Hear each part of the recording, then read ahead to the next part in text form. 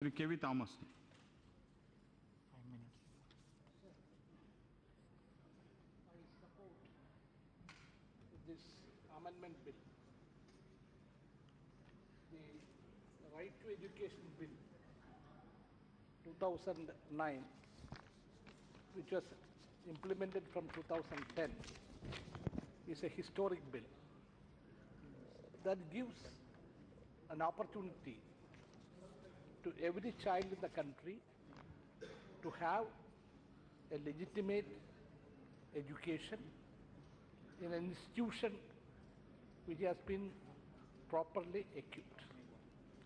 Now, this amendment the Honourable Minister has brought to find a solution that the teachers will still get some time till they get the training. But this opportunity we make use of some of the issues connected with the education system in the country. Education is a concurrent subject. So both the center and the states have powers over the education system in the country. I have got a suggestion as a teacher that many of the central schemes which are introduced by the government of India are not with proper consultation with the states. I have written a letter to the Honourable Minister very recently regarding the RUSA project, that is Rashtriya Uchatar Shiksha Abhiyan. That is an important step by the Government of India to help our institutions of higher education for better equipment and better infrastructure. Government of India through UGC provides 2 crores to each of the colleges and 50 crores to the universities. But what happened is this decision was communicated to many education institutions, especially in Kerala, in the last minute. But I had a interaction with the Honourable Minister, then they have approved it. Now almost all the colleges in the country, including our colleges in Kerala, which comes to 60 colleges, are sanctioned for these projects. But one lacuna, which has resulted because Government of India and state government did not have proper communication, Government of India will give 60%. The 40% has to be provided by the state governments. Now the state government says out of this 40%, 20% have to be found out by the institution itself. How is it possible? Because education institutions do not have a resource. They cannot collect fees or any other sources of revenue from the children without the government's permission.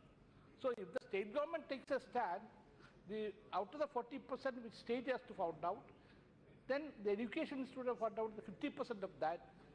This scheme will not work out. So my suggestion to the Honourable Minister is that have a discussion with the state governments before such important schemes are being implemented. So another important point is the midday meal scheme. Midday meal scheme is one of the attractive schemes which has helped to prevent dropouts. But my experience is that the amount you are sanctioning is not enough. For example, I had some interaction with schools in my constituency. You are giving to 6 to 9 rupees per student per day, which includes the cooking charges. And with this amount, it is difficult to have a nutritious food.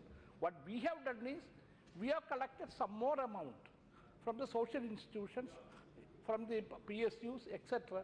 I have got a trust in Cochin. We run through our own trust. We give the remaining, say for example, if it is 6 rupees, we give 9 rupees more. And the PTA has to run it. Instead of employing somebody and leaving to him, there is a PTA. PTA can run this so that the students get a better food, better and nutritious food.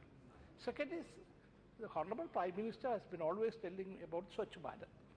My request is, you can ask our honourable members, how many schools and education institutions in the country, in the constituency, have toilets? I have found in many schools there is not enough toilets, and that too modern toilets, especially in the schools where girls children study. Then modern equipments. Unfortunately, in this country, two sections of students are being brought up. One is who are affordable, who are rich enough, who can go to the institutions paying higher fees. And there are students who cannot pay that much.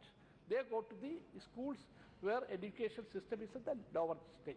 So I think government has to find a way out how the children from the poor families, from the laborers, from the farmers can get a better education. So we have to find out some mechanism by which there is better infrastructure for the students. Sir, another one suggestion is that many of these schools are using now computer, Kindles, modern equipments, but many schools which are run by the state governments do not have this facility. Then better training for the teachers. I was a teacher for 30 years. There should be in-service training for the teacher because the science is changing or the literature itself is changing. So there will be some courses. So the teachers are giving some in-service training. Sir, even coming back again to the infrastructure, sir, even there is no good drinking water in schools. Please conclude, Thomas. Yeah, drinking water in schools. So these are some items our minister has to concentrate. When you are helping the states, see that there is some kind of an interaction so that states should be prepared to accept these schemes. Thank you. Thank you.